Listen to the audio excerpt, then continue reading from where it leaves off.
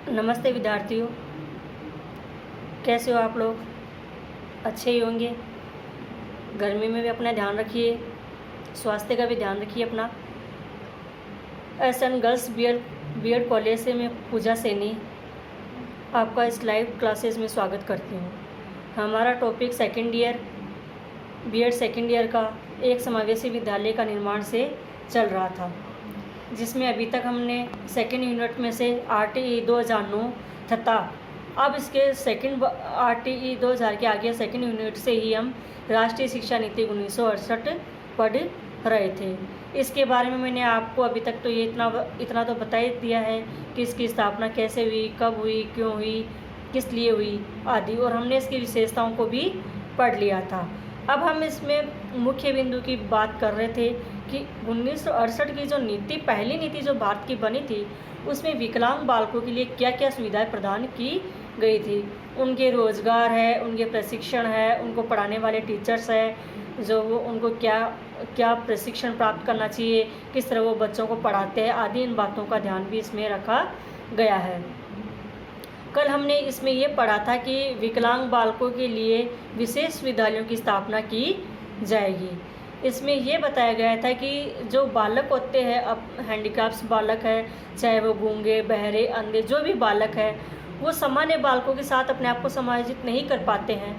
वो मतलब समायोजित भी नहीं कर पाते हैं, और अगर वो उन बच्चों के साथ स्कूल में पढ़ते हैं तो अपने आप को हीन भावना से ग्रसित कर लेते हैं, और वो पढ़ भी नहीं पाते हैं, ना किसी और चीज़ में एक्टिविटी में भाग ले पाते हैं। इसलिए उनके लिए एक विशेष विद्यालयों की आवश्यकता महसूस की गई, और पहली बार 1968 की शिक्षा नीति में इस विशेष विद्यालय की सिफारिश भी की गई। सिफारिश तो की गई, और किस तरीके से कहाँ तक इन विद्यालयों को उपयोग करना है, इन बातों को भी इसमें बताया गया था।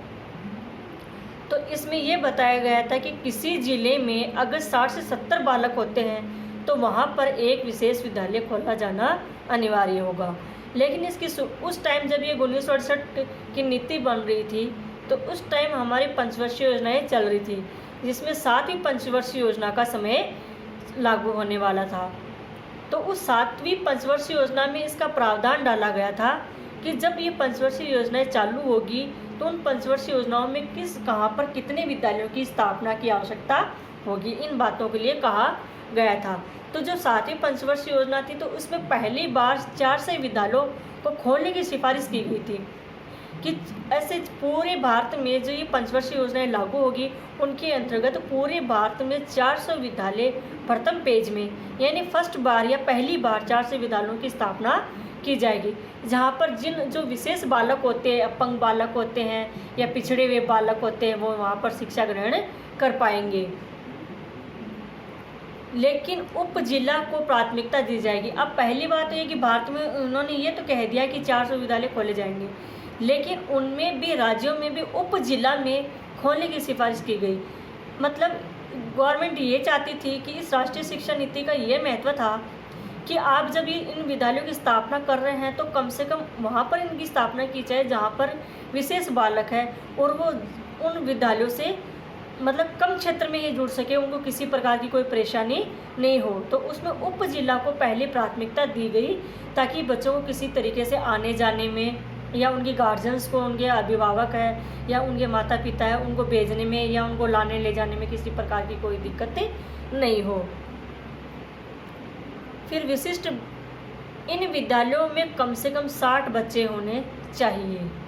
मतलब जहाँ पर उप जिला में इन विद्यालयों की स्थापना करने की सिफारिश की गई। आप इस बात को भी ध्यान रखेंगे कि वहाँ की सरकार इस बात का भी ध्यान रखेगी उस ज़िले में पहले से कोई विशेष विद्यालय नहीं हो। जहाँ पर नहीं है वहीं पर आप विशेष विद्यालय खोलेंगे, और विद्यालय खोलने के साथ ही साथ कम से कम 60 बालकों का प्रवेश सुनिश्चित करेंगे। अर्थात जब आप विद्यालय खोल रहे हो उसमें कम से कम 60 बालकों का तो एडमिशन होना ही चाहिए। फिर ये 7वीं योजना की बात थी। फिर इसमें 8वीं योजना को लेकर भी पहले से ही सिफारिश कर दी गई कि अगर ये विद्यालय सक्सेस हो जाते हैं या सफल हो जाते हैं, तो हम आगे आने वाली 8वीं पंचवर्षीय योजना है उसमें 5,000 विद्यालय और खोले जाने की योजना बनाते हैं। मतलब इन्होंने जब इन्होंने फर्स्ट बार राष्ट्रीय शिक्षा नीति में पहली बार विशेष बच्चों की शिक्षा की बात उठाई तो उन्होंने ये कहा कि पहली बार हम 400 विद्यालय खोलेंगे जो कि उप जिला स्तर तक होंगे।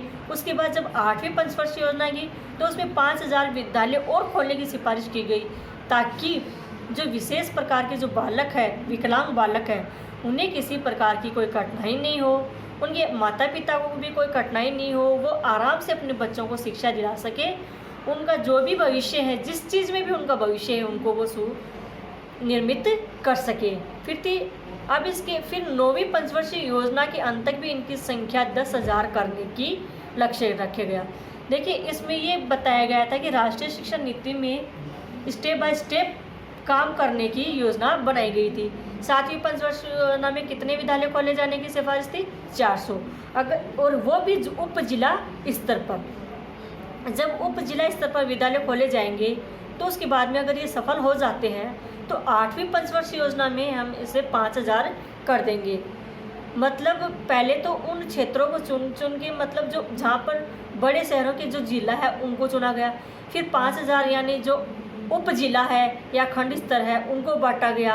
और फिर तो आते आते राष्ट्रीय शिक्षा नीति में इस बात को भी जोड़ा गया कि इससे अगर बच्चों को फ़ायदा होता है तो 9वीं पंचवर्षीय के अंत तक पूरे भारत में 10,000 विद्यालय ऐसे होंगे जहाँ पर विशिष्ट बालकों को शिक्षा दी जा सकेगी और वह अपने भविष्य का निर्माण कर पाएंगे। फिर अब ये तो बच्चों के विद्यालय की स्थापना की बात हो गई, ये बच्चों के लिए बात हो गई कि बच्चों के लिए क्या सुविधा होनी चाहिए, ये सब हो गई। उसके बाद में इन बच्चों को पढ़ाने के लिए जो टीचर्स की आवश्यकता है, जो अध्यापक है उनकी आवश्यकता है, तो उनको एक विशेष प्रकार की प्रशिक्षण की आवश्यकता होगी। उसकी व्यवस्था के बारे में भी इसमें कहा गया था कि प्रत्येक विद्यालय के लिए प्रशिक्षण प्राप्त किए हुए 7 से 8 अध्यापकों की आवश्यकता होगी।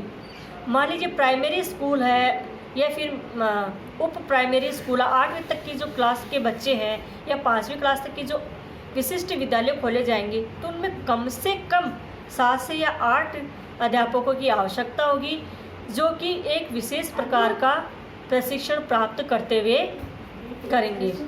जो डीएलडी, जो जिनमें डीएलडी जैसे विद्यालय हैं जहाँ पर एक तो होती है बीएड, एक होती है डीएड। बीएड तो होती है जिसमें सामान्य बच्चे सामान्य शिक्षा या सामान्य प्रशिक्षण प्राप्त करते हैं। एक डीएड होती है यानी विशेष एजुकेशन, यानी बच्चों को पढ़ाने के लिए एक विशेष एजुकेशन उसकी आवश्यकता होती है। तो ऐसे महाविद्यालयों में ऐसे प्रशिक्षण प्राप्त करने के लिए ऐसे अध्यापकों की आवश्यकता होती है जो कि वो ऐसे अध्यापक तैयार कर सके जो उन विशिष्ट बालकों को उन विद्यालयों में पढ़ा सके।